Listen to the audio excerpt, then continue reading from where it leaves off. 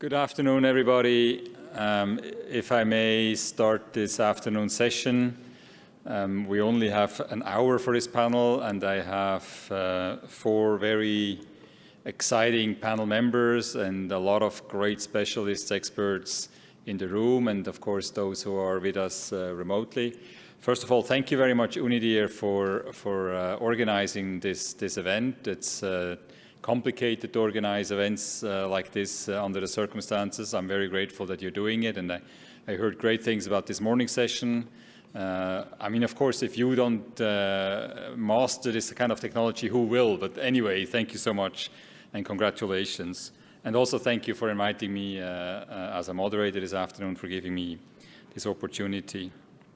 So, colleagues, ladies and gentlemen, I welcome you to this afternoon's panel on institutional dialogues with the UN, lessons and opportunities. Our discussion this afternoon will focus on established practices regarding institutional dialogue within but also beyond the United Nations and how they can inform current discussions on establishing an institutional dialogue on ICTs in the context of international security. Over the course of this panel, we hope to hear more about existing experiences on institutional dialogue, the principles and criteria that led to the how, the where, and the who in the design of the process, as well as key lessons and challenges encountered in such processes. As I said, I have four excellent panel members. I'd like to briefly introduce them. We have, by remote participation, Ambassador Henri Verdier. He is currently the Ambassador for Digital Affairs at the French Ministry for Europe and Foreign Affairs. Before that, he was the Interministerial Director for Digital Information and Communication Systems of France and Director of ITALAB, the French Agency for Public Open Data. Even before that, in a previous life, so to speak, Ambassador Verdier was the co-founder and CEO of MFG Labs, an internet-based startup involved in social data mining. He was also the chairman of the board of Cap Digital, the French European cluster for digital content and services. And in 2012, he co-authored the book, The Age of Multitude, Entrepreneurship and Governance After the Digital Revolution. Henri, it's great to have you with us this afternoon. We have with us here on the podium Ambassador Amandeep Gill, who is currently the Senior Fellow and Project Director of the International Digital Health and AI Research Collaborative. No, is it UNIDIR? UNIDIR. At the Graduate Institute for International and Development Studies here in Geneva. Before that, he's of course well known here in Geneva. He was Executive Director and co-lead of the Secretariat of the UN Secretary General's High-Level Panel on Digital Cooperation. And before that, he served as India's ambassador and permanent representative to the Conference on Disarmament in Geneva.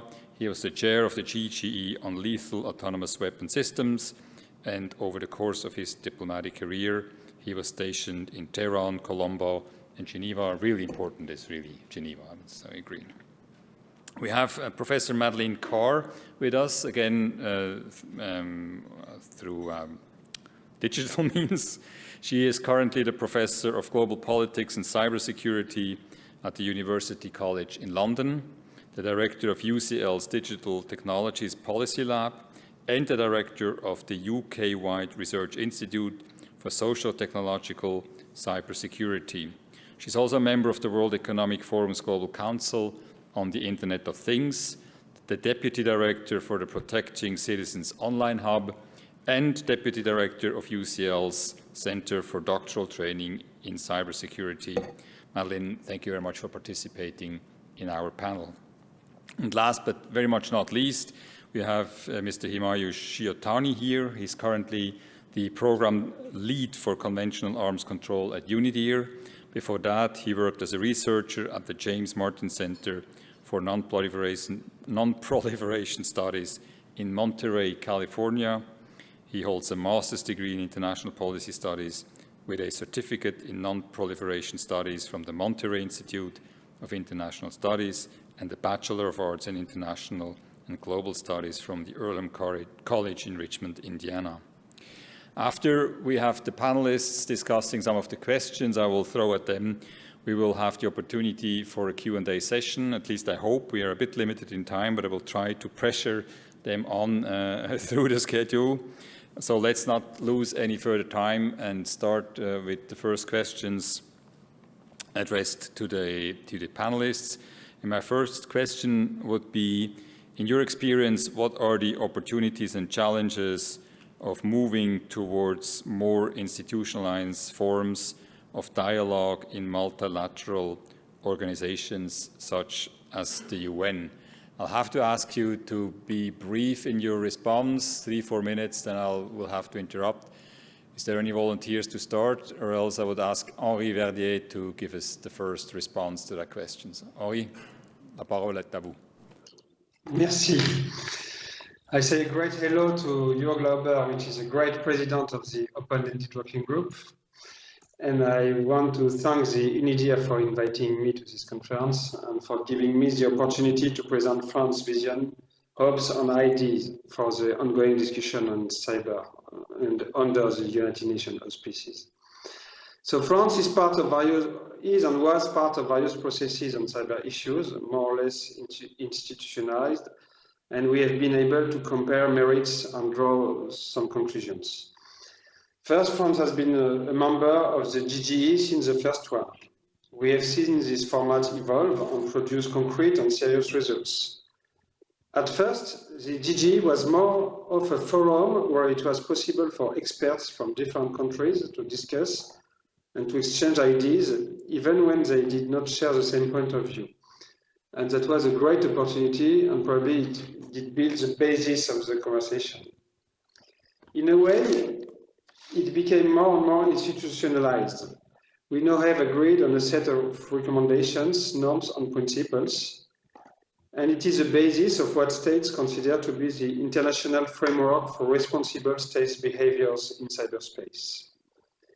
Because it was done under the UN auspices, it could become universal. We also have seen challenges, for example, in 2017, when lack of consensus gave the impression that this track has come to an end. This year, we had a chance to get back to the table and start negotiating again with the beginning of a 6th GGE. It was also the beginning of another group, the Open-Ended Working Group, chaired by Jörg Lauber, and we discovered the advantage and the challenges associated with it. The Open-Ended Working Group is inclusive and open to other stakeholders. I believe that almost 120 countries have participated in at least one session so far. And maybe I don't have to say this, but we had a good surprise to see a lot of great delegations from even the smallest countries. It gave us the opportunity to tackle a wider range of issues because those new countries have other point of views and other expectations. Yet, there was a little time to get everyone to the same level of understanding of what was the work done before at the United Nations and what we could hope to achieve. Regarding other stakeholders, we had trouble defining how the participation on exchanges would take place and to create a real dialogue. We hope that we will have other opportunities to discuss before the end of the process. Finally, there were also the high-level panel group on trust and security. As a follow-up of the report on digital cooperation, several working groups were organized, and one was tackling issues closely related to cyber, the group on trust and security. It was a very good attempt to discuss those issues with all stakeholders, though its goal would probably have needed to be more framed. It actually showed that even with a strong will, there is a need for a more formal institutionalization, a clear mandate, rules on how the discussion should go, etc. That is a major challenge. In the meantime, it raises some issues. All the processes, the three. First is how not to overwrite and overestimate states' behaviors and not to underestimate what created the risk on a daily basis. I want to share. there is a kind of paradox because we have a lot of issues with cybersecurity, criminal attacks, responsibility of private sectors, etc. And if we speak between states, we overestimate our own behaviors. We can understand this, but we have to fix all the problems. How could we avoid being trapped in just trying to get conclusion in a final report and the effect of strategies just before the end of the report and before the end, etc. And finally, how to integrate a real multi-stakeholder conversation. As you know, in France, we also get our experience from working on the Paris Call for security in the cyberspace. And within the Paris Call, we are now creating working group in a multi-stakeholder format to maintain the conversation. And as a broadly supported political declaration, the Paris Call sent a powerful political message. It encouraged the application of international law on human rights in cyberspace, like the two United Nations groups. It highlights the role and responsibilities of private actors. It encouraged states to adopt norms of responsible behaviors. But in addition to promoting international norms, the Paris Call also led to concrete action from supporters to raise the global cybersecurity level. And that's why we launched this fall a series of working groups that will allow supporters to explore opportunities and propose concrete tools and solutions. The conclusions that we draw for discussion in the United Nations from participating to those formats led us to believe that it was time to propose something new, something that would be a kind of synthesis of all the other processes and that would actually be more institutionalized. We need something focused on implementation. Of course, it will come with its own challenges and opportunities. I'm quite finished. Merci beaucoup, so that's why I'm happy and proud to announce that in the coming day, we will present an initiative jointly with other countries, all EU member states, Egypt, Singapore, Japan, Salvador, Gabon, Norway, United Kingdom, and others, to propose the creation of a program of action on cyber to try to have a more casual and informal but institutionalized process and to be able to build something a bit more multi-stakeholder. We need something that is flexible enough so that it can evolve and that it's structured enough so that we focus on the substantial issues. We also need open tracks with civil societies. Things are changing so fast that we need some stability in the way we carry our discussion. And of course, the first challenge will be to have every country on board. Thank you. Thank you very much. Amandie, please. Thank you very much. I think it's a good point to pick up on Henri's last set of comments, where France and others seem to be trying to innovate with the forum where cybersecurity issues could be addressed. A program of action that immediately brings to mind the program of action on small arms and light weapons, with its pluses and minuses. I just want to open the lens a bit and look at UN forums broadly, as per your question. Now, the starting point for me is that digital technologies will continue to force formerly separate fields of technology development to merge and create new use scenarios, and it'll be difficult to outlaw cyber weapons. And in fact, the attack surface for malicious actors will continue to expand. Those are my starting points. We can debate them at another point. Also, at the same time, autonomy in technology systems will continue to grow, and AI will become more of a general purpose technology, used right across the military, from recruitment and training to decision-making on force. So in this backdrop, what's the direction for multilateral forums? Their uniqueness lies in their convening ability and their inclusiveness. Their competitive advantage is in providing a neutral platform for negotiating common principles and norms to clarify what is acceptable, rules of the road, and what is not. But today's challenges require these forums to expand their platform boundaries and to lower entry barriers to bring in multiple actors, particularly technology developers, industry, academia, and civil society. This is also with a view to reducing the risk we face today from techno-nationalism. And this is in the headlines today. So if we are not too caught up in this gridlock, I think we need the multilateral forums to be more agile, more inventive, and provide a safety net while the situation ameliorates eventually. These secretariats and the office bearers of these forums, here we have a great example, need to demonstrate creativity and agility in engaging industry, technology developers, and civil society.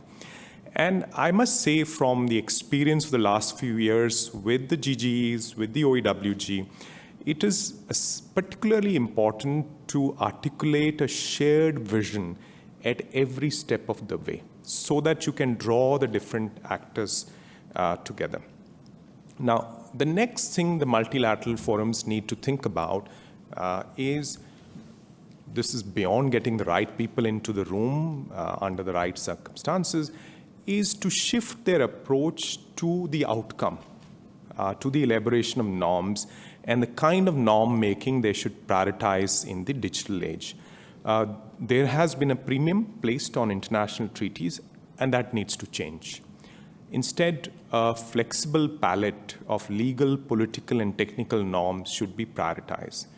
This is not an either-or choice between general principles and binding measures, as, for example, often stated in the CCW discussion on lethal autonomous weapon systems. In fact, the former can lead to the latter. And further, it's not even essential that every digital issue be subject to the same set of principles. Again, an important distinction could be drawn between the autonomous weapon system discussion and the cyber security discussions. And in the interest of time, I will not go into the details. But there is a secondary set of measures going beyond the norms and the principles that these forums need to look at. And these are measures to police the norms, to ensure that they are complied with.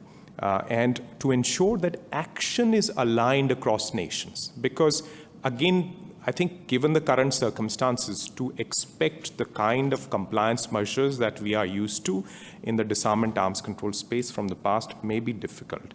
So how do we align actions across, not only across states, but also across industry bodies, national governments, and international bureaucracies? I again say that this does not mean we give up on intrusive verification regimes wherever the stakes in compliance are very high, but instead we adopt a mix and match approach of such measures with practical experience sharing, peer commentary, and peer review to generate normative pressure. So I'll conclude, and I wait for the question and answer session, just with a word on the role of industry and other players, non-governmental players. Let's take the example of attribution, the thorny issue of attribution. So how do we ensure that in a non-threatening and cooperative manner? So what I suggest is that there should be an attempt at developing an independent traceability capacity with a roster of multidisciplinary experts who, with the help of designated capacities in governments and industry, start to establish, and I say start to establish, clear, transparent, and commonly accepted standards and methodologies for collecting and analyzing evidence related to the origin and conduct of attacks, for assessment of context, and of damage resulting from the attacks. And initially, the focus can essentially be on the last aspect, which facilitates insurance payments, the continuity of business in different areas of infrastructure. And once the right normative framework is in place, that could happen soon, it could happen later, these kind of independent capacities can then become the building blocks of a more international type of a traceability forum, which makes these findings in a neutral and apolitical setting to facilitate the resolution of disputes among states about the origin of attacks and who's responsible for what. So I suggest that creating such a capacity is a much more practical approach than creating an attribution and enforcement mechanism for which UN organizations do not yet have either the political support or the requisite capability. So let me stop there and thank you. Back. Thank you very much, Amandeep. Professor Carr, your perspective on challenges and opportunities in institutional dialogue on this issue. Yes, thank you very much. So a lot of what's been said already resonates with the comments that I would make. And so in the interest of time, I don't want to duplicate it, particularly Amandeep's comments just now about the opportunities that lie in this significant convening power in the inclusivity, the representation, and therefore the legitimacy of decisions that are worked out in multilateral forums like the UN. Obviously, that's really constructive and fundamental in terms of global governance of any issue. I think with cybersecurity, one of the opportunities also is this imperative that we see, this sense of shared insecurity and a shared understanding of the implications of not cooperating on issues that bring about a diminution of security for all actors. The challenges of these kind of forums, of course, are bringing together the stakeholders that are needed for those conversations, as has already been pointed out. Obviously, multilateral organizations, frequently struggle to really effectively engage with a broad set of actors and institutions. And by effectively, I mean really providing opportunities to bring together those diverse actors and truly understand those perspectives in part so that the agreements and decisions that are taken are sustainable and will have will have a wide uptake. I think to some extent we expect those actors to be accommodated at the domestic level. So to have those kind of conversations internally, and then for those views to be passed up in multilateral forums, and to some extent that can be effective. But for cybersecurity, of course, many of the most pressing issues are transnational, and so it really requires that broader perspective in a transnational setting. I just make a point with regard to norms, just building on what Amand, particularly important here, because norms, of course, are about widely recognized parameters of acceptable behavior, and these must be inclusive, and they must be very, very carefully worked out and thought through if they're to be taken up. And perhaps in the past we haven't seen adequate engagement with the technical sector to really put those foundations in place in a way that we can see now that norms are easily implementable. I think one of the issues that we're working on in particular in my team is the Internet of Things, because we think that has, in almost a perverse way, I would say, it has the potential to act as a catalyst to improve governance, global governance discussions and approaches to cybersecurity, because it does carry with it these additional risks to physical well-being that take the discussion further than it maybe could go when cybersecurity risks were really limited to issues like financial loss and the loss of services. I would just say finally, I think as a forum for having these conversations with a wide group of actors, that I think the UN Internet Governance Forum is really a valuable place and a valuable opportunity. And I think we'll really notice the lack of that this year in terms of not being able to get together and do that in person. Thank you so much, Madeleine.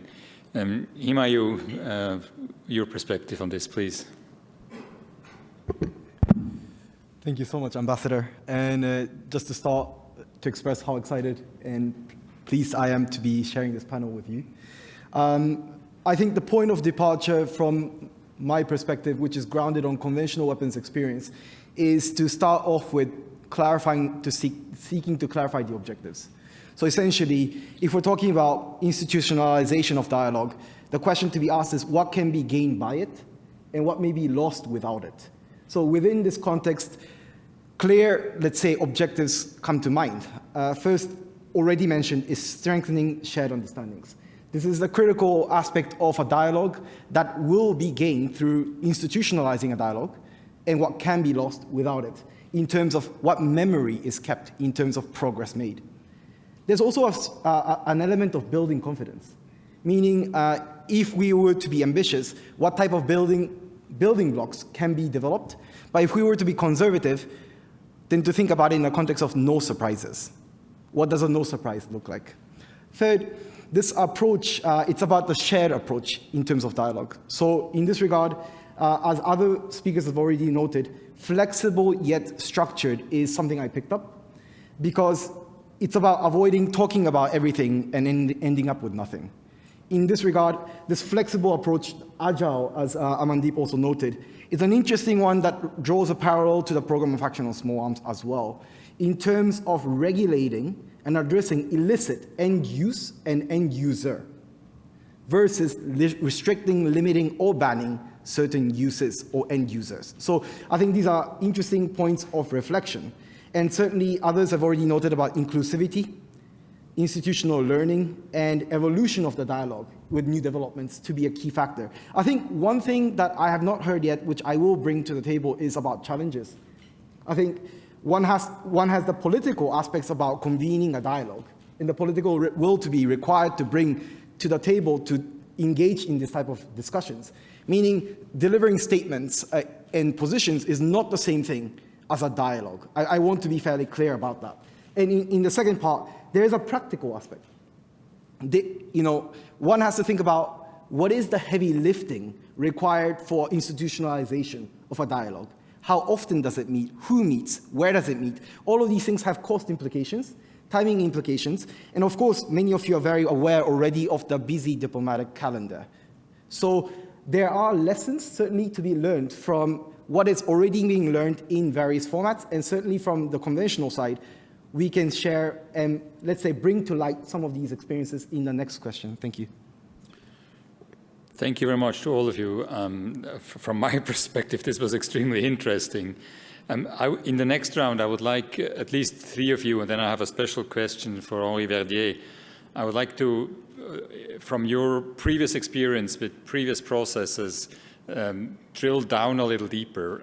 Maybe you have some lessons learned, specific lessons learned, or you developed some criteria or good advice on how to structure these processes, where should they take place? This is particularly interesting now that we are merging or moving more and more towards at least hybrid meetings. Is the place still, is that still important?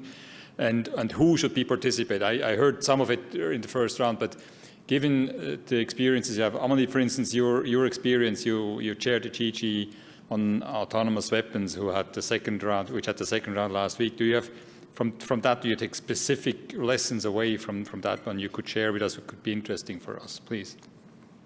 Right. One that comes to mind straight away is industry engagement. Industries often, except for some bigger players, and good to see Microsoft represented in the room, others are kind of nervous about these forums. They fear being stigmatized, that we are the makers of killer robots or cyber weapons, or somehow we are also to blame for these things. So if that can be managed, I think that creates the right atmosphere.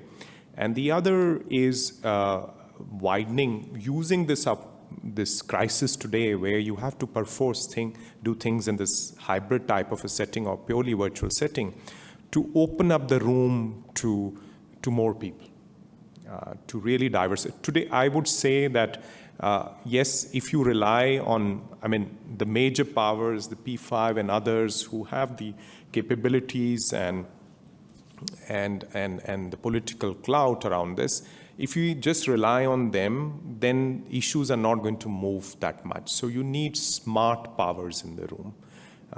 We've seen that on vaccines here in Geneva. We've seen that on many other issues. Today's circumstance, if you want to move forward, you need to kind of broaden the conversation, bring in these more innovative and agile players. Thank you much. Madeleine, you have experience in climate negotiations. Can you, from this field, it's different, there are similarities. Do you have any specific lessons learned, experience, advice that comes from that background? Yes, we have looked closely at the kind of the how, the where, and the who of global climate governance. And we found a couple of ways in which this works much better than global cybersecurity governance, particularly with regard to how technical or scientific advice is fed into the political negotiations. So we know this is always hard. Policymakers and diplomats can't possibly be experts in every scientific or technical field that they engage with, and they shouldn't need to be. But very often in international discussions about cybersecurity, we get stuck at the first barrier of these differing perspectives on the implications of emerging technologies. So questions about things like, how rigorous is the attribution of cyber incidents, and is it really reliable, or what kind of evidence is needed, as Almandeep referred to earlier? Is it possible to introduce backdoors to encrypted systems, for law enforcement without undermining the security of that system at the same time?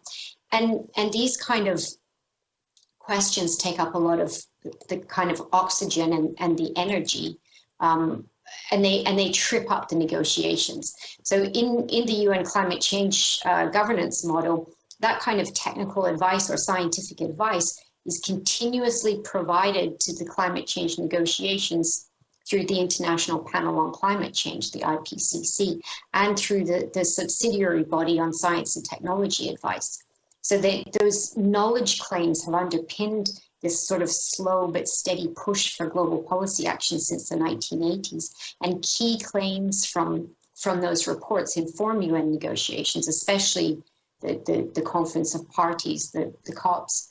We see these advisory bodies, such as the SUBSTA, that also rely on the scientific experts. When they're invited to draft text on specific issues, and that kind of collaboration by the international scientific community that maintains this solid foundation for knowledge sharing and the kind of emergence of a common language. So no matter how disputed the findings may be for policy development, there's a common scientific language for negotiators to draw on in international climate governance. And those knowledge sharing mechanisms have been fundamental to enabling greater collaboration across also an equally fragmented institutional and organizational landscape. So not without problems, big caveat, but we do see that element of a common scientific approach to these issues that's missing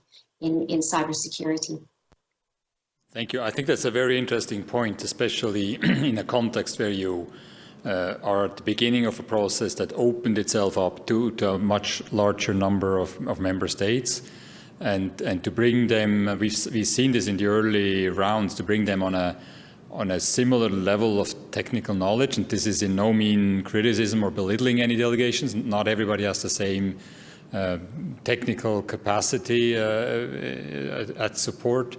To bring them up to this same or a common level is really important then for serious discussions. I think it's a very interesting point. Thank you.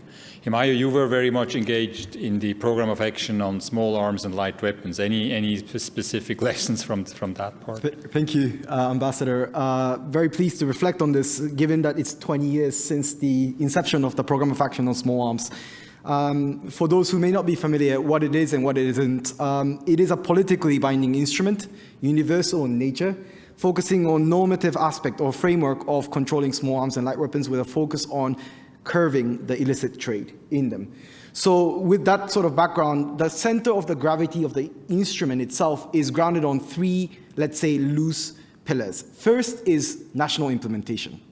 So at the core of this, the benefits really are that institutionalization of processes and practices, systematic measures, we may say, at the national level. So, we can see national coordination, national dedicated bodies being established, focal points being established. These are key instruments, let's say driving from the instrument, key progresses that can be seen embedded on national implementation. However, challenges also are reflective. Domestication of these commitments are challenging. The implementation progress, as we understand, vary considerably in terms of from one state to another. And that tied very closely is technical and financial capabilities to implement those as well. One has to look at these both benefits and challenges intertwined together. The second is international cooperation and assistance. If we flip that narrative, we may consider it as capacity building initiatives. Here, the instrument has been crucial in building a constituents, or let's say an entry point, whereby international cooperation can take place at a national or regional levels. And this has been really reinforced by regional organizations. So I think there are some parallels to be drawn from that. However, challenges are also relatively clear. There are assistance coordination problems. There are assistance-driven priorities, meaning they're not necessarily driven nationally, but by those who provide that assistance, which lead to siloed programming. And this is quite important, I think, to reflect as per the relationship in the cyberspace beyond specific component areas that one could really focus on in capacity building. Lastly, it's about information exchange and transparency.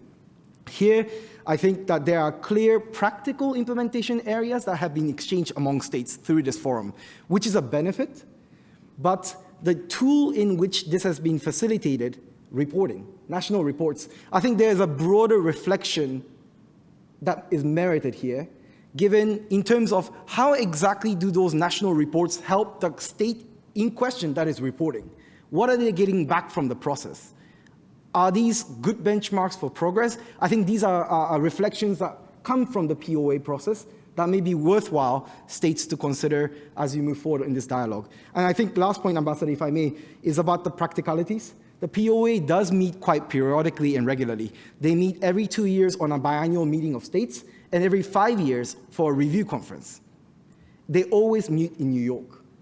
So question here, it really is about the heavy lifting of the process, and also to flip this narrative, what happens intersessionally outside the instrument? I think that is equally an important question that could be learned also from the ATT, Arms Trade Treaty process. Thank you.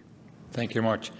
Henri, Ambassador Verdier, a slightly different question to you. After listening to the three colleagues, do you feel that with regard to ICT negotiations or institutionalized dialogue, is there anything that we cannot apply because ICTs are completely different? This is really a new phenomenon. We need to have a completely new approach. Or do you feel some of the things you heard with regard to inclusivity, practicality, etc., we can apply for ICTs? Over to you.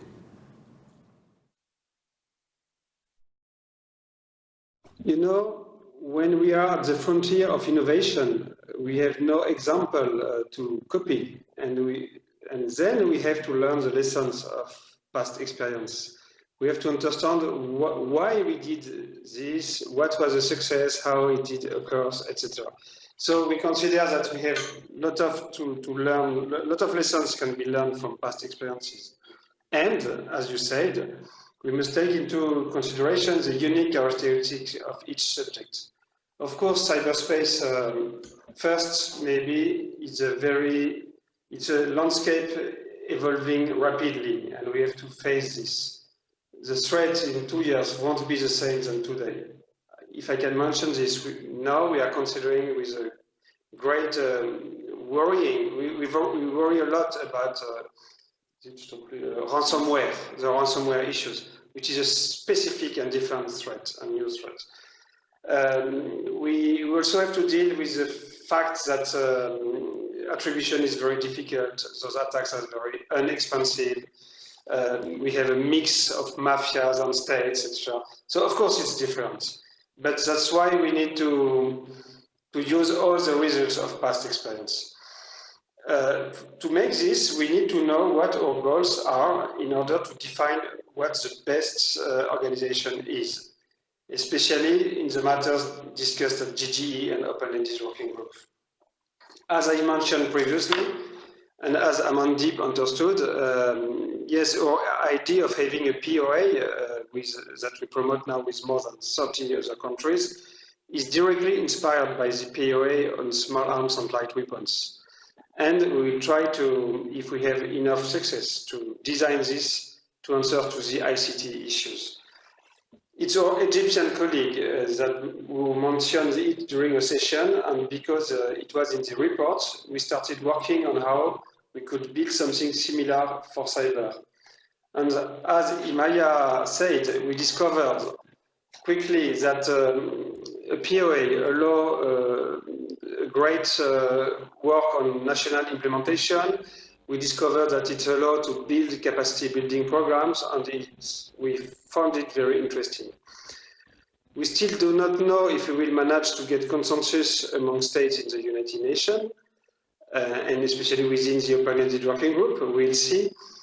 But if we do, we'll have to work on the modalities, and we will be guided and inspired by the 7 other POAs that exist in the United Nations, and we'll have to remember that this issue is unique. For example, we need to ensure that the participation of other stakeholders should be taken into account, and we'll have to organize this, and maybe to describe the rules of a real multi-stakeholderism, because we need to work with civil society and companies. They are building the digital revolution.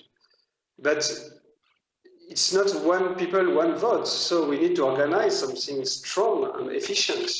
And we want them to be part of the solution. For example, also, we consider that, and we learned this from the small arms and light weapons POA, your difficulty as a chair of the open-ended working group is that at the end, we will have to negotiate a complete final report with 120 countries, and everyone has more or less veto right. So we consider that this incremental and continuous conversation can be a solution, because it's more easy to agree on precise topics like hackback or due diligence, and to publish intermediary reports on local consensus. So in all this reflection, we try to analyze the reason of the success or unsuccess of former formats. Thank you. Thank you very much. And, with regard to your question, whether we will be able to reach consensus on the issue of the UN, the answer is, of course, yes. I have another question here suggested for the panelists, but we're also running out of time. We have just about 20 minutes left, and I would like to open the floor for some questions from the room. I have some questions I received through the chat box. The final question was, and maybe you want to answer that when I give the floor once back to the panelists. It's the key question, of course. From your point of view, what would be a success of such an institutionalized process in general, or in particular, of course, ICTs in the realm of international peace and security? So no pressure for the various members of the working groups. I have 4 questions I received online. Do I have colleagues asking for the floor in the room? Renata, please. Is there a microphone? Yes, can you use that microphone, please? And please identify yourself also for the people who are following online. Can you hear me? Yeah. This is Renata Duan from UNIDIR. Perhaps I'm directing my question at Madeleine, or if anyone else would like to offer thoughts on it. But I was interested in the idea, the analogy with climate change and scientific advisory panels and experts, sub-working groups, because of course this idea to try to find a shared basis of technical and scientific knowledge and understandings. But I had a question, Madeleine, as to how they got there. Were they appointed by states, or were they appointed by the Secretary General, or were they appointed by some other entity? Because it seems to me that when we talk about finding ways to bring industry and tech experts in, a large question is how they get there, and how is that a self-selecting versus a selective exercise? Thank you. Thank you much. We had a very similar question received online. That is very economical to do it this way. Thank you. Any other colleagues back there? I see a colleague asking for the floor. Could you get up and get to the microphone here, please? You have to, I'm sorry, you have to walk to the microphone. We don't have microphone carriers. Thank you so much. Hi, my name is Anushwara. The question I wanted to ask was, when we talked about creation of norms at each process, that norm making occurs at a multilateral level, at a national level, and even at an industry level, right? So how do we ensure a coherence in this norm making process? And second part to that, will there be a secretariat modeled accountability system to it? For example, maybe like a binding regulation, or how do we ensure that that coherence is institutionalized in some legal patterns? Thank you. Very good question, thanks. We're wondering ourselves. Anybody else from the room? Can I read you the questions I received online so far? There were two questions at Ambassador Verdier about how you're going to bring forward this initiative, what timeline, the POA. Did you already have a timeline in mind, and how do you see this working in relation to the two existing processes, the open-ended working group and the GGE? Then there was a question to Ambassador Jill Amandeep. You seem to say that maybe new legal instruments are not the best approach, more towards norms or even a different category. Can you elaborate a bit on that? And then the question also I mentioned, similar to Renata's, as Professor Carr said, scientific input is insufficient or not really existing. How to make sure, how can we bring them in, what ways can we bring them to the table? I don't see anybody else asking for the floor right now, so I'll go back to the panelists. Henri, on your initiative on the POA, and any other question you would like to address as well, please. Okay, that's quite simple. We are part of two processes. We believe in these processes, so we don't want to weaken or to avoid these processes. So in the coming days, we will present the paper to the open-ended working group and to the GGE jointly with other co-sponsors. And we hope to discuss this within the open-ended working group during the session on regular institutional dialogue and in the next session of the GGE. Our best case scenario would be to have this initiative as a result of the two processes, and of course, starting after the end of the two processes. The paper will remain open to sponsors, and we will update it regularly because it's not finished. We can improve and have a better version and more complete. So as soon as a country joins the initiative, they can discuss and change and improve the proposition. Okay, that's our vision of the next step for our initiative. Concerning briefly the question about the conflict on various norms, that's why we consider that it's very important to have a multi-stakeholder approach everywhere, because we need connection, of course, between what companies are discussing about good practice, what states are discussing about state behaviors, etc. It would be impossible to have separate tracks of norms, of course. Thank you much. Madeleine, any advice on how we can bring those scientists on board? Should the SG establish a council or a group, or who else can do it? Yeah, well, I think really to a large extent we have those people on board through the UNIGF, the UN Internet Governance Forum. And I think actually if we look at things like the best practice forums there and the working groups in the IGF, we've got those people coming together voluntarily. The question raised about who appoints these people is a really important one. And we see kind of more and more geopolitics coming into these, for example, standard setting bodies. But I think with regard to technical advice, it's really it's essential that those actors have a degree of legitimacy from within their own community, and that's what gives us confidence in the advice that we're taking from them. Thank you very much. Amandeep, please, on the norms, on the relations between norms. Yes, I think a very important question from that side, how do you ensure coherence at the different levels of this distributed governance, the tiered system of norms? One way is to use common principles to stitch these different tiers together. The other is what I mentioned in my initial remarks, this exchange of experience, the peer pressure, etc. Because you need to have a dialogue across these levels so that learning flows up and down. But there is no way in the digital domain that you can tie them together very tightly. That'll break the whole structure. Then this aspect of what does success look like? I'm putting out 3 success criteria. One in these days is simple continuity. So beyond the GG, OEWG, I think part of the French thinking, I haven't seen the paper, so I'm just trying to guess, is that with a POA, you bring continuity to these discussions. So it becomes a structured thing. The problems will remain. There was a group here that tried to get a Geneva leg into the POA many years back. It didn't work.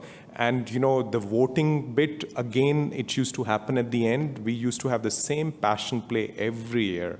We'd get stuck on the final report. So how do you avoid those negativities? I think I leave it to Henri and other practitioners. But that continuity. The second is bringing more players into the conversation, lowering the entry barriers, scientific industry, etc. And finally, these steps towards an independent capacity, an independent scientific capacity in the domains of both attribution. And let's not forget, with the POA, you had the ITI, the tracing instrument, which some are still pushing to take more into the binding domain. So that was a companion of the POA. So steps towards that, steps towards an independent assistance capacity, that would be a third important success metric. Finally, this question of the scientific evidence, how do you choose these people, etc. If you look at the successful international organizations where this secretariat is respected, IEA, for example, there is a strong scientific basis to their working. And I think this is where forums such as these, the work that's done in Geneva is so important, but we need to really take it to the next level. I think we've grown too comfortable with this. We need to push this to the next level. IGF, yes, but IGF has its, I'm not an expert on the IGF, but I've seen it for a while. There are some lacuna there which need to be, and we can be inventive about how we get expertise from different regions of the world and use it in a more roster-like manner, not to create these kind of comfortable incumbencies that don't reflect the situation on the ground. Thank you. Thank you very much. Himayo, please. Thank you, Ambassador. Actually, much of what I was going to reflect, Amandeep just did. So in terms of what success looks like, I had also 3 things in mind. One is institutionalization of actions at the national level. So if there are, let's say, institutions or processes that do not exist at the national level, if that could be instituted through this process, I would consider that as a great starting point. Second is change in practice. I mean this most broadly, but essentially different states will take and different stakeholders will take different approaches to risks and opportunities.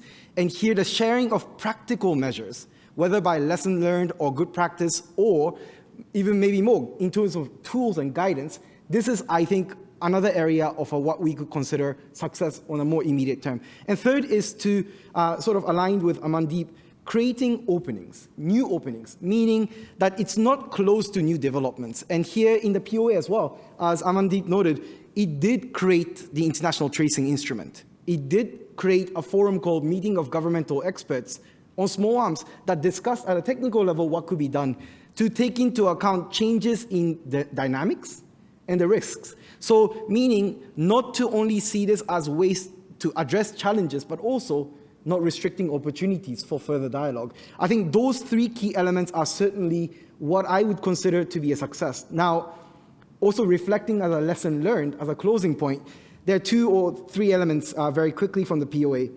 One, to be very, let's say, reflective, at the time of discussion, negotiation, how much of measuring progress or impact was at the heart of the negotiation?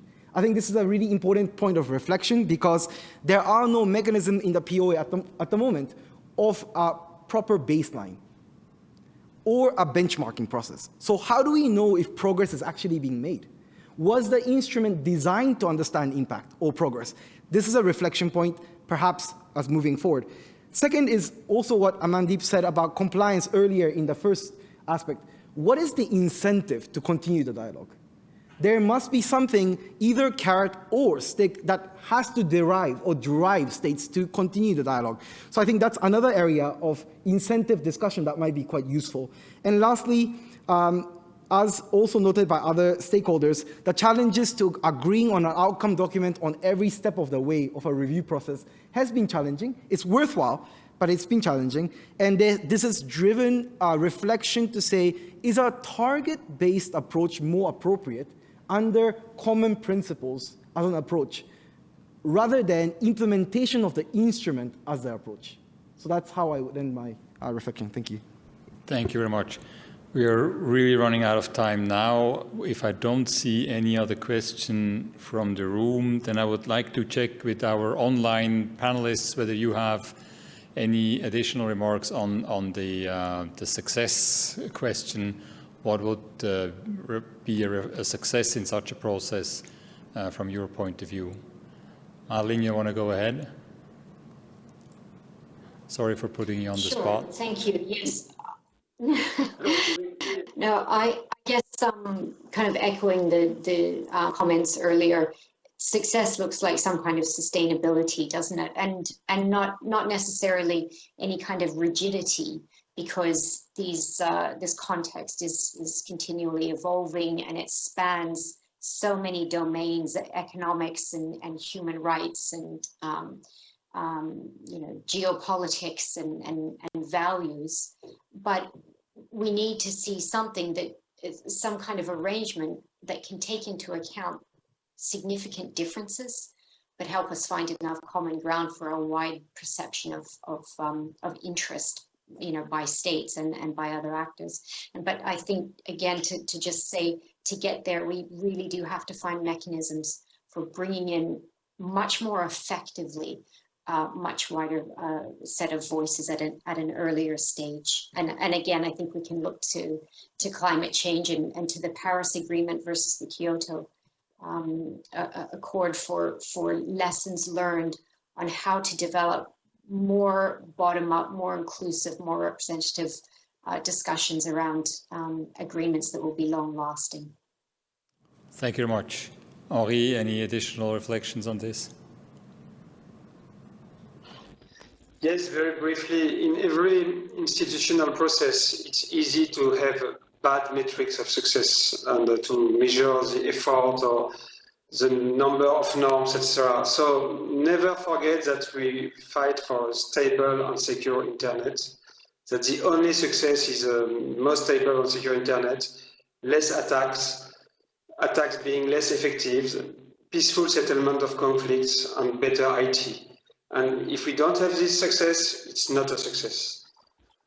Thank you very much. I couldn't have found a better final word. Colleagues here in the room, most especially the panelists in the room, but also online, all those who followed us online, thank you very much for spending this hour with us. Again, thanks to UNIDIR.